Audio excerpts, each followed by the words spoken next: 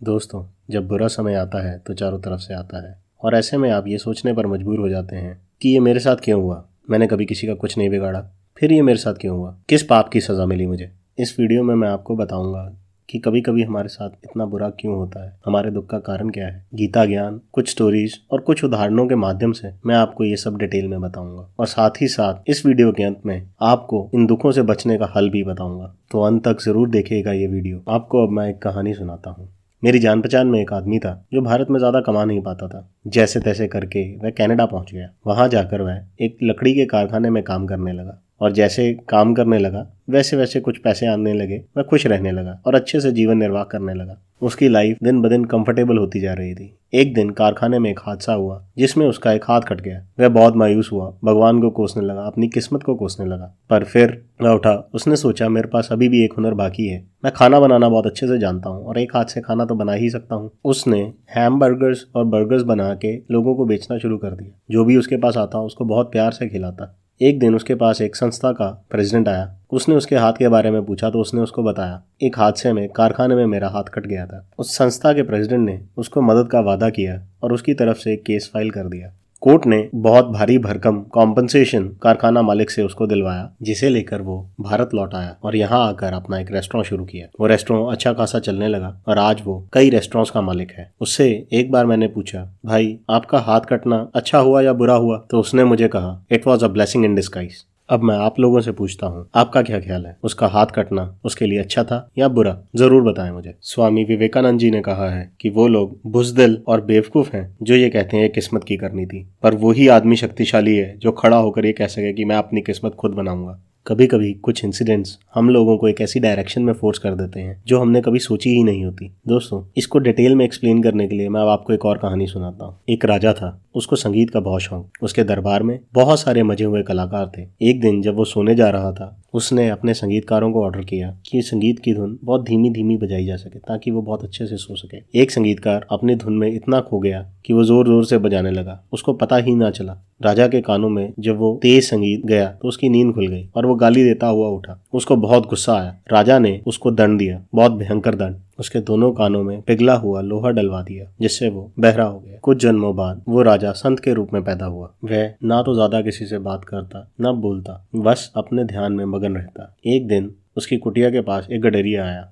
उसने कहा, महाराज आप बकरियों का जरा ध्यान रखना, मैं कुछ समय में वापस आया, मुझे बहुत जरूरी काम है, मैं अभी आया, तुरंत आया। पर संत तो अपने ध्यान में मगन था, उसने कुछ सुना ही नहीं। गडरिया बस बोल के वहां से निकल गया। जब वह लौट कर आया तो उसने देखा सब बकरियां इधर उधर बिखर गई हैं। वह बहुत गुस्से में आ गया। उसने संत पर चिल्लाना शुरू कर दिया, पर संत तो कुछ सुन ही नहीं रहे थे, वो अपने ध्यान में मगन थे। पर गडरियों को लगा कि वो अपने घमंड में बैठे हैं। उसे बहुत गुस्सा आया और उसने गुस्से में आकर उनके दोनों कानों में कील गाड़ दिए। उनको कई जन्मों पहले किए हुए का फल इस जन्म में भुगतना पड़ा। वह संत और कोई नहीं, महावीर जैन थे।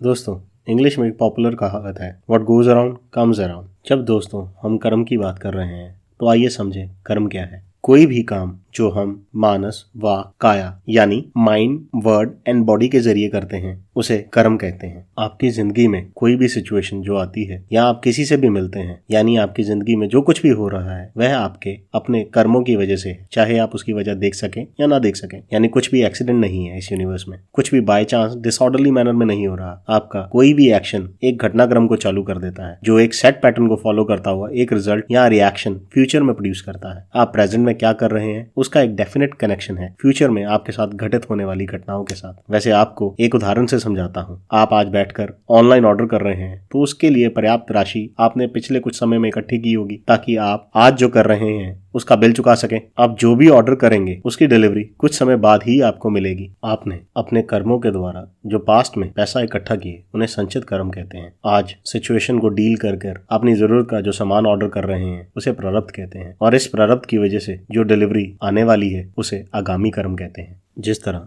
जब आप शॉपिंग करते हैं तो आपका एक अकाउंट बना देते हैं और जब भी आप कोई शॉपिंग करते हैं तो उस अकाउंट में पॉइंट्स ऐड होते रहते हैं जिन्हें आप बाद में रिडीम कर सकते हैं। उसी तरह जब भी आप कोई कर्म करते हैं आपके दो अकाउंट खुलते हैं, एक पॉजिटिव और एक नेगेटिव। पॉजिटिव कर्म होगा पॉजिटिव अकाउंट में ऐड होता रहता है और नेगेटिव कर्म होगा नेगेटिव अकाउंट में ऐड होता रहता है और वो अपने आप ही कार्मिक लॉ के तहत वक्त आने पे रिडीम हो जाते हैं और उसी से आपको फ्यूचर में सुख या दुख की प्राप्ति होती है। इसी बात को कबीरदास जी ने बहुत खूबसूरत लफ्जों में कहा है, करता था सो क्यों किया, अब करी क्यों पछताई, बोवे पेड़ बबूल का, आम कहाँ ते खाई। यानी आप जैसे कर्म करेंगे आपको वैसा ही फल मिलेगा। आप इस तरह से समझें, अगर आप शीशे में हंसकर देखेंगे तो आपको आगे से हंसी भरा चेहरा ही दिखेगा, और अगर मुंह बनाकर देखेंगे तो आपको आगे से गंदा मुंह ही दिखाई देगा। ये बात आपको इस स्टोरी से और क्लियर हो जाएगी। एक गांव में एक गवाला था जो बहुत ही गरीब था। वो लोगों के घरों में दूध डालता था। गाँव में एक बनिया भी था जिसकी राशन की दुकान थी। गवाला उसके घर में जब दूध डालता तो दूध के बदले सामान ले जाता। एक दिन बनिए के दिमाग में आया, चेक तो करूं वो पूरा दूध देता भी है या नहीं, कहीं कम तो नहीं देता। तो जैसे ही गवाला दूध लेके आया उसने अपना वेट उठाया और उसको तोलने लगा। तोलने पर वो दूध सिर्फ 900 ग्राम निकला। उसने उसको बहुत बुरा भला कहा, गालियां भी दी, बहुत लताड़ा, यहाँ तक भी उसको फ्रॉड और चीट भी कह डाला। गवाले ने कहा, भैया मैं बहुत गरीब आदमी हूँ, मेरे पास तो पर्याप्त साधन भी नहीं है कि मैं सामान को तोल सकूं। मैंने तकड़ी उठाई और पिछली बार तुम्हारे दिए हुए 1 किलो आटे से मैंने इस दूध को तोल लिया। बनिया सब समझ गया और बहुत शर्मिंदा हुआ, क्योंकि उसकी आदत थी लोगों को कम तोल कर देने की। वो लोगों को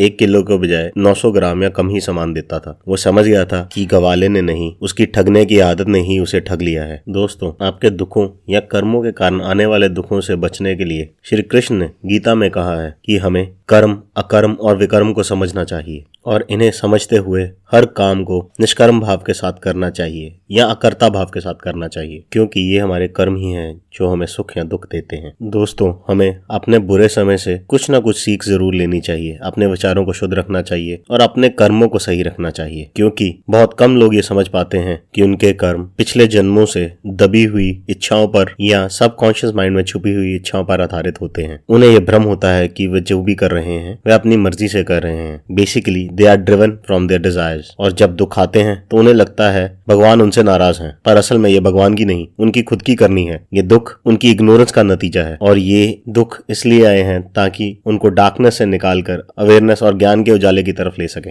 ये यूनिवर्स का एक तरीका है हमें समझाने का और एक मौका देने का, ताकि हम खुद को इम्प्रूव कर सकें और अपने आप को बेटर बना सकें। So friends, keep meditating, improving yourself. Har Har Mahadev. जय श्री कृष्ण।